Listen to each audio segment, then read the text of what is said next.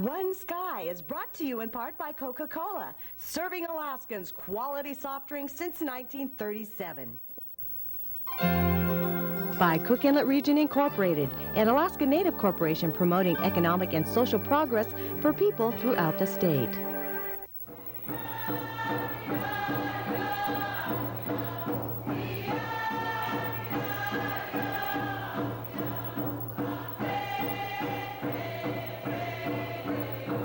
Welcome to One Sky, a special presentation of Heartbeat Alaska, a forum for Native issues and concerns. One voice, one sky.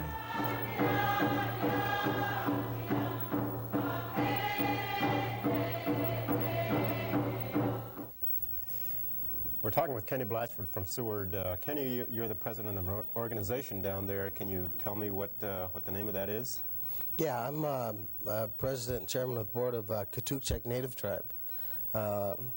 Local native tribe in Seward that consists of approximately 580 members. One of the smallest groups in the state. One of the smallest, yeah. But one who makes a lot of changes and makes a lot of noises that people hear. For example, the oil spill. You're from Seward, the Seward area. Tell me what happened during that oil spill and what the effects are now. Well, John, when the oil spill hit, I think the oil actually hit our shores about April 12th in '89. '89. What people don't realize is that, first of all, the oil hit the beaches in Seward. And second of all, that there was a native community within the Seward area that was directly impacted by the oil. This is something that we as a tribe have been, I guess, kind of battling ever since we've been in existence. Are you able to like go out and fish and hunt and eat the native food that you used to before that? Well, before the oil spill, not as much. People are still doing the hunting and fishing, but with a little bit of hesitation. People are still unsure of the safety of the foods. One of the things that came out during the oil spill was that since the oil was on the beaches, and that's where our people gather their fish, because we're in an urban area, we're not allowed to legally subsist, hunt and fish. So we have to gather our food in the way of the, quote, sports fishermen. So we fish from the beach. People were catching fish, but they were real hesitant. And they were afraid to eat them. And this has continued on. Today it's not as bad because of time. But we understand that there's still oil out there and that it hasn't been all cleaned up. Have you traveled recently to areas around Seward or the shores? I've walked the beaches and stuff, and you really can't see it because by this time it's sunken into the sand. But I've been in contact with some of our brothers in Prince William Sound, our native brothers. In Chiniga, for instance, there is still beaches where you can walk up and you can pick up handfuls of oil. And of course the tides bring that around. So we still don't know the effects of the oil spill. How about shellfish, the fish that are like on the bottom? How's that affected? And maybe the sea otter and those other. I tell you, some of the things that we've noticed. First of all, I haven't heard of too many people going out and getting shellfish because of the uncertainty. And I don't know because they don't do studies on shellfish in Seward, but like I said, I don't know of too many people that have gone out and done it. I've seen some people go out and get mussels and stuff, but when I've talked to them, they always have this fear. So it's an ongoing thing. It's an ongoing thing, and we don't know how long it's going to last because we've never experienced a disaster like this. But one thing is evident. I've noticed, and this is just my perception. I hunt and fish down there, so I'm on the bay quite a bit. But I've noticed that certain species of fish are like the Pinks, even though they had a strong run in Prince William Sound, we had a fairly weak run in Seward this year. The silver salmon seem to be coming back smaller and later. Some of the seals in Seward haven't showed up. Where we used to go out, when I used to seal hunt, you could see the nurseries of 50 to 100 pups. And I haven't seen that. I have seen a few seal coming back, but it's mainly the larger ones, and I don't know if it's because they survive better or what. You mentioned just a minute ago that you're a so-called urban resident and aren't allowed to subsistence hunt and fish. Right. As a native person, how do you feel about that? I don't feel very good about it. As you know, hunting and fishing has been the way of life of all native people throughout the world. And when our traditional lifestyles are regulated away from us without us having any say, it kind of reminds me of the taxation without representation that the United States of America went to war with Britain over. Some of the other things that bother myself as well as our tribal members is the sports fishing, sport hunting interest in the Seward area. Because it brings in money, subsistence is not even considered. So we have to do what we can to fill our freezers. Well, so how do you mentioned you have to go out and sport fish to fill your freezer. You can't do the traditional kinds of subsistence hunting and fishing. No. Do you think that needs to change somehow? Do you think urban native people who live in Anchorage, Seward, Valdez, or wherever, or so-called urban centers, should be allowed to go out and subsistence hunt and fish like our cousins in rural Alaska? I think that we should have that right. And in the past, certain political entities have tried to make subsistence an economic battle. And if you want to think about it, if more of our people were allowed to do that, there would be less of an economic strain on some of the social service agencies. And that's just my personal opinion, but there's a lot more to subsistence than just going out and taking. You know, subsistence is sharing. Yeah. Subsistence is teaching your young, passing on traditions.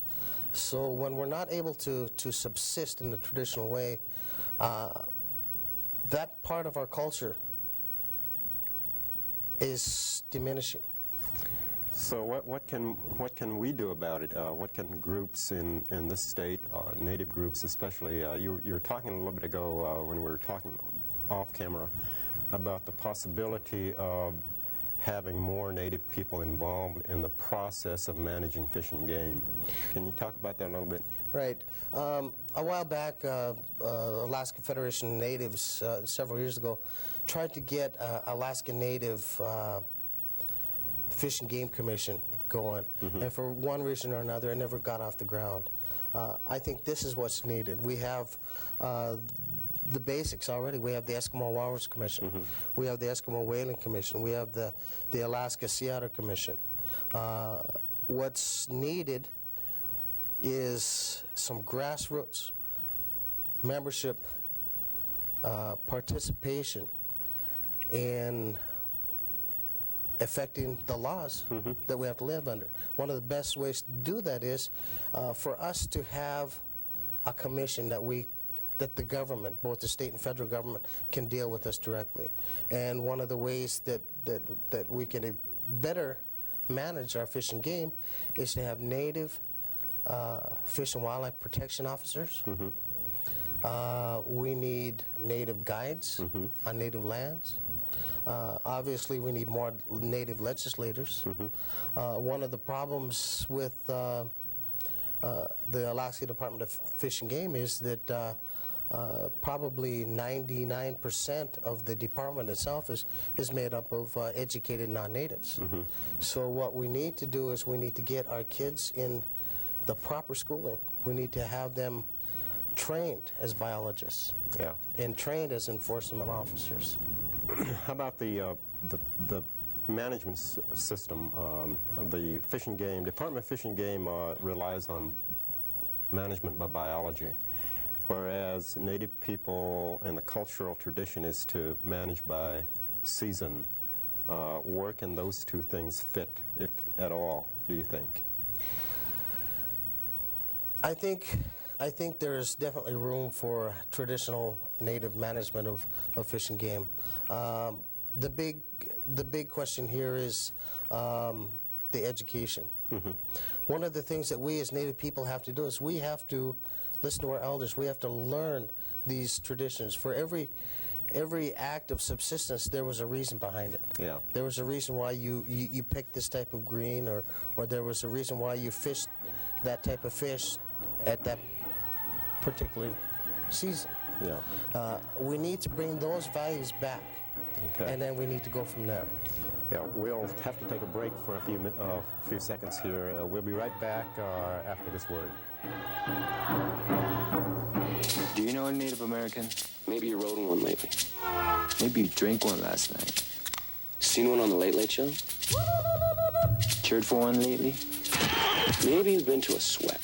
Smoke 'em, peace pipe. Come on, man, times have changed. Free your mind. The Seward area was crossroads, a trading area of the Native people from the Kenai area, Dena'ina Indians, and the Prince William Sound Indians, Aleuts, Alutics. A friend, one of the Native elders in the village of Port Graham, told me one time that when he was a child, his grandfather told him that they used to travel to Seward in Badarki. And he said that the name of the community, and there was some Native people that lived there, was Qutekcak, which means the big beach. So before there was ever a Seward,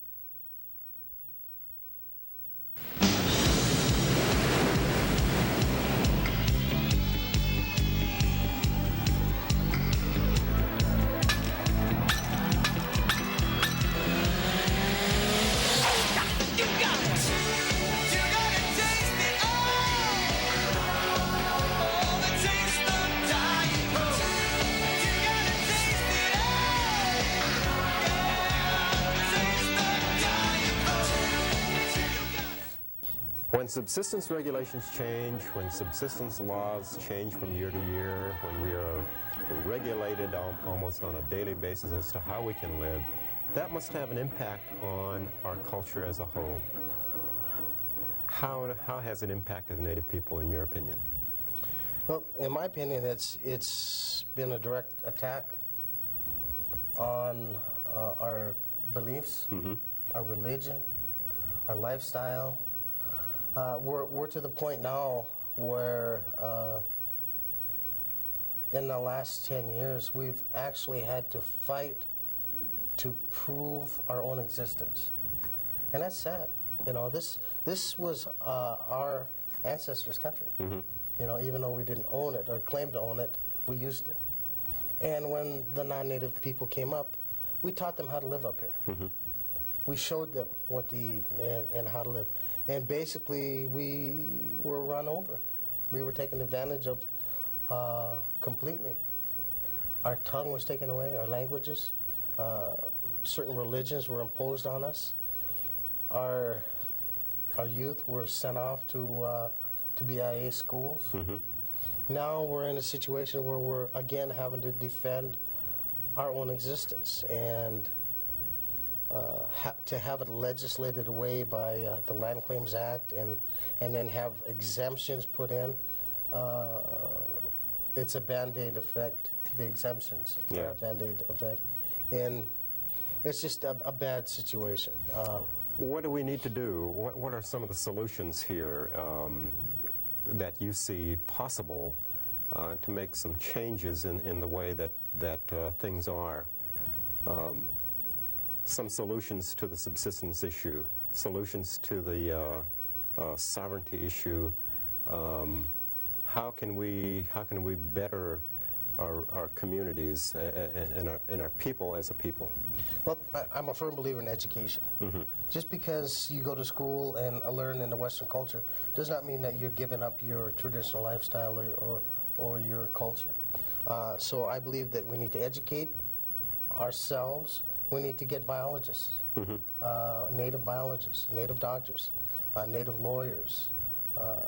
We need to get these people into the mainstream, into the jobs, into the key positions that are making decisions in the state. One of the things that's needed is a native governor, a native senator. You're talking about U.S. Senator and representative. Until we get some of these things, we're going to be continually fighting the same battles with just different administrations. Well, there'd probably be a few people out there who would think about backlash, the race relations in the state not being as good as we would like it to be. How can the different cultures in the state work together better in this kind of situation? Well, I'll tell you, Jeannie Green is doing one of the things, and that is, I don't want to say controlling, but having a hand in the media. You know, that's very important. The media can sway a lot of votes. We need to really do these vote campaigns. We need to get our people registered. Voter registration. Right. Yeah. We need to get more people active in politics. But I think more importantly, we as a Native people have to become aware that for years and years things were done to us and for us, where now we really have to take the lead in doing things for ourselves. One of the best strengths that there is in any culture is the currency. If we as Native people put our voting strength together and our financial strength, you know, we're the third largest landowners in the state, we can make some solid changes, you know, hit them in the wallet. You know, if we want special hunting and fishing regulations on our land, we need to restrict our land. We need to restrict access to our land. We need to have our own conservation officers. We need to have our own biologists. You know, it's good to have biological data. But just like any other data, it could be swayed one way or the other. So we need our own native data.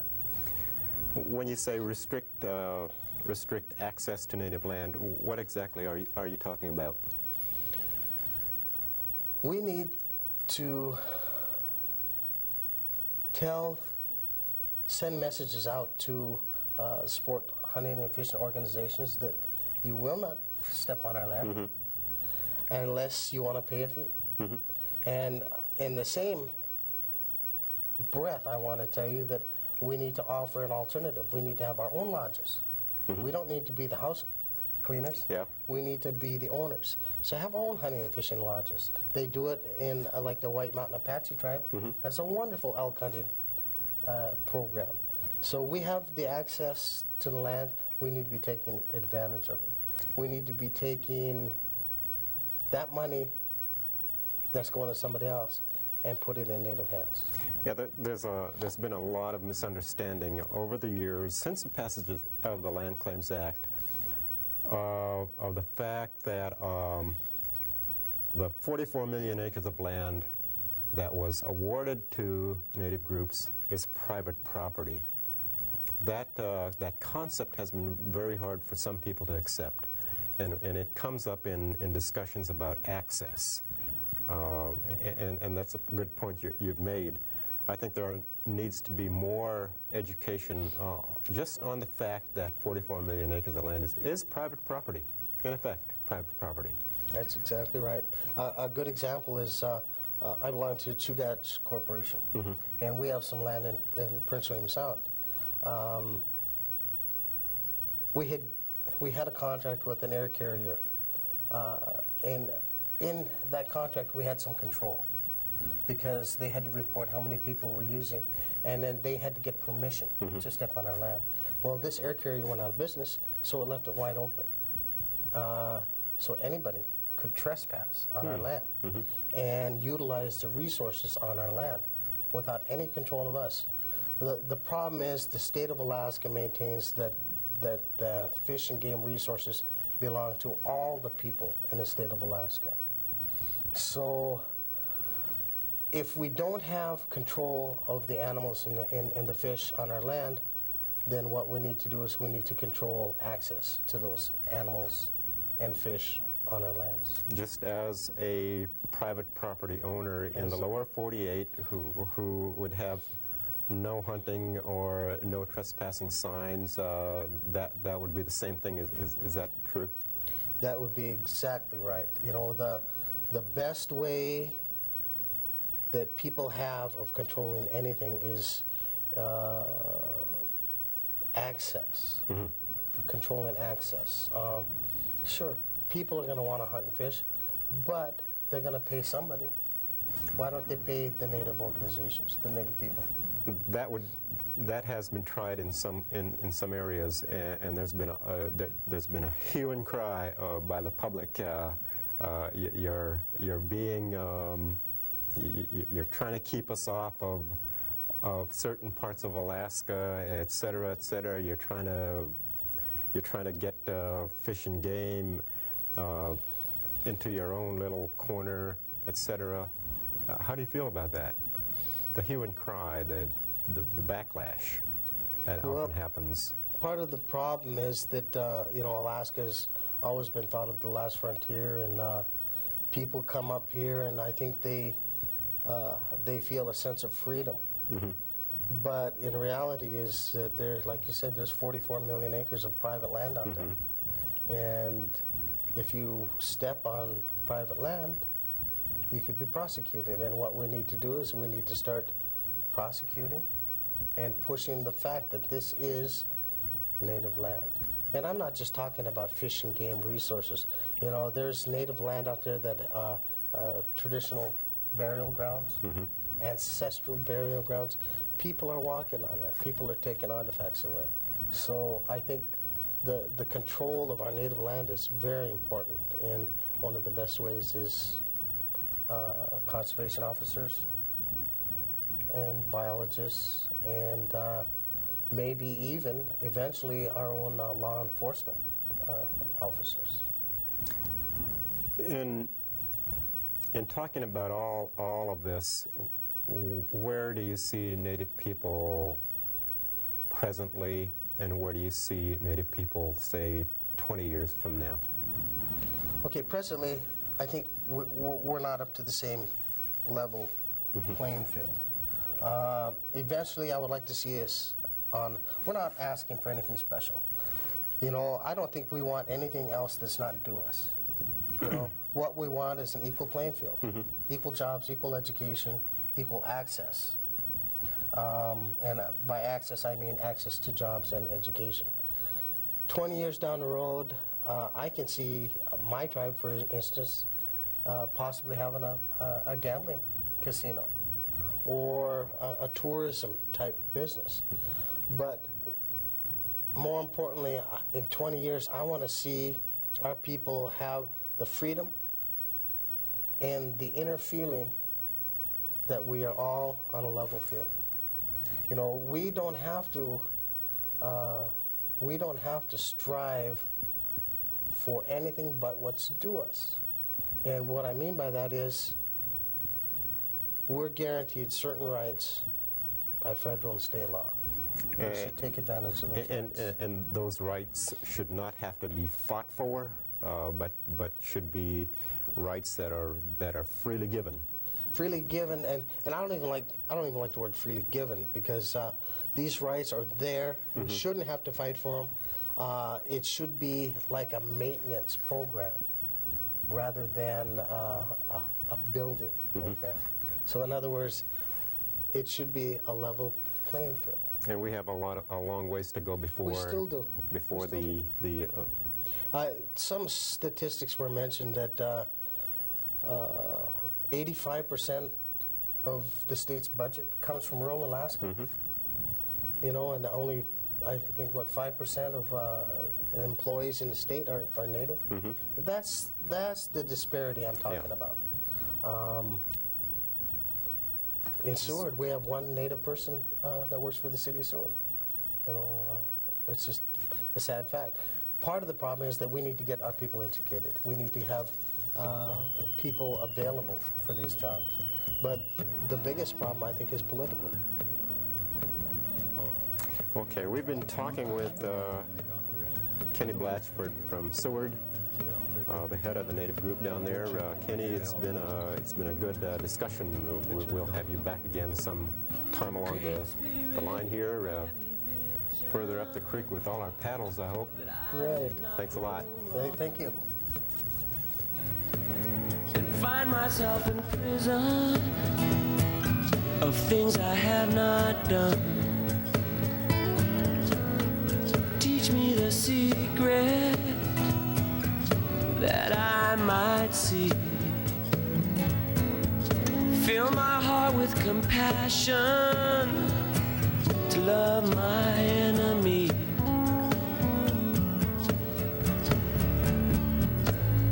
Mother Earth will feed our hunger.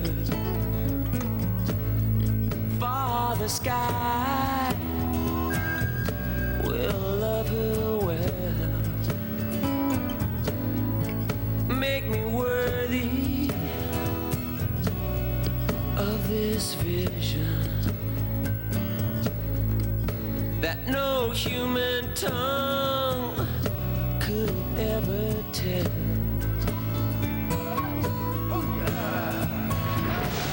The winds of life blowing four directions. The sacred waters flow to the sea.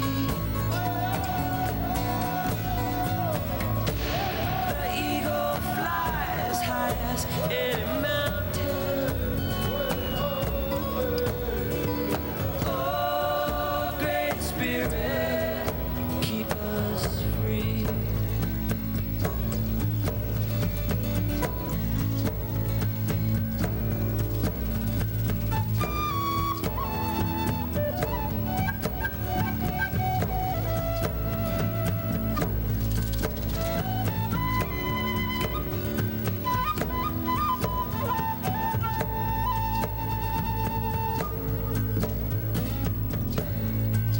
Give me strength